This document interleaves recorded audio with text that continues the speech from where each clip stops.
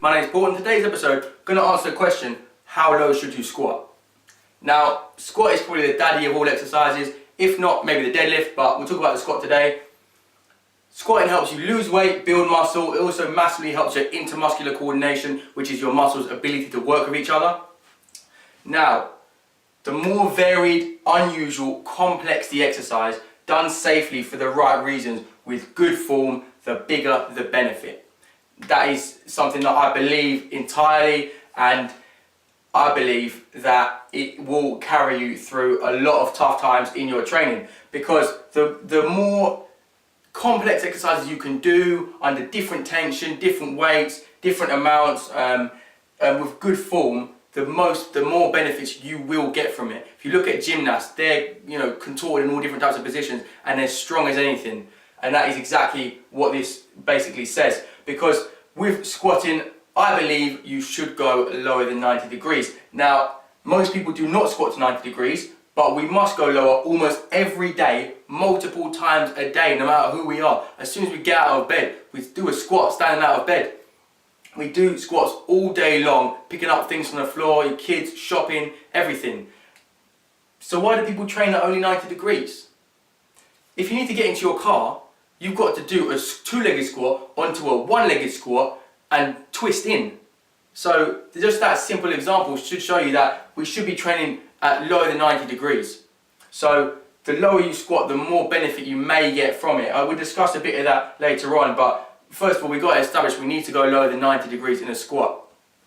Now, you can only prevent injury by training or practicing in an almost identical situation and environment. You can only get better at what you practice in the same situation.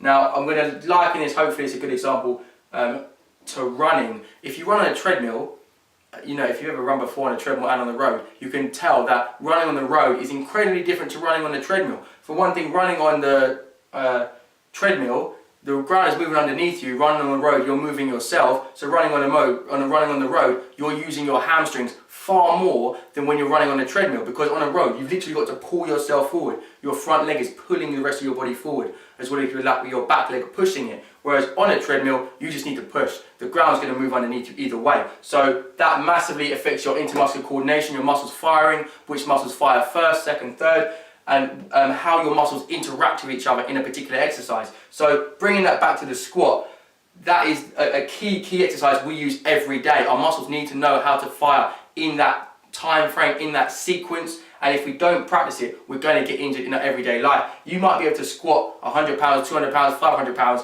but if you don't practice it in the way you use it in an everyday situation, you will eventually get injured. Now, a greater range of movement under tension equals for better growth. Basically, if you stretch, the further you can stretch your muscles under tension, the better growth you're going to get from a muscle building perspective. Once you squat below 90 degrees, you stretch out your glutes even more, you stretch out your quads even more, and those are some of the main muscles you're looking at building in your legs. And so that's why a greater range of movement will equal better muscle growth. And finally, athletic performance. Physically demanding positions increase strength in that movement over time. Again, I liken it back to the gymnast. You look at gymnasts and they twist themselves in all kind of positions. They do the tumbling and the rings and all stuff like that, and they're in some ridiculous positions holding just their body weight sometimes, but because they're having to hold a weight under such complex exercises, it massively increased their strength in almost any position, which is why they're some of the most respected athletes out there. Now, there should always be a method to your madness. Why are you doing that exercise? Why are you doing it those reps in that amount of sets? Why are you doing it that way? Why are you squatting lower than 90 degrees? There should always be a reason for whatever you're doing. If there's not, and you're just doing it because, hey, he's the biggest guy in the gym and he was doing bicep curls a minute ago, so I'm going to do them as well, that's the worst way to train, because it's not specific to you. It's going to get you injured. He might be doing something wrong. You never know. And so there should always be a reason why you're doing something. Hopefully now this is the reason why you should be squatting lower than 90 degrees now, so you can protect your body in your everyday environment.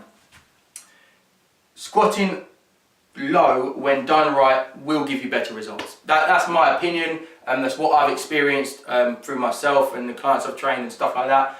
That is basically what I believe to be correct. If you go lower than 90 degrees, you can only get better at what you practice. If you don't practice going lower than 90 degrees, you cannot get better at it. You cannot receive some of the benefits like better muscle growth, better intermuscular coordination and things like that. Your sports performance will suffer if you're an athlete.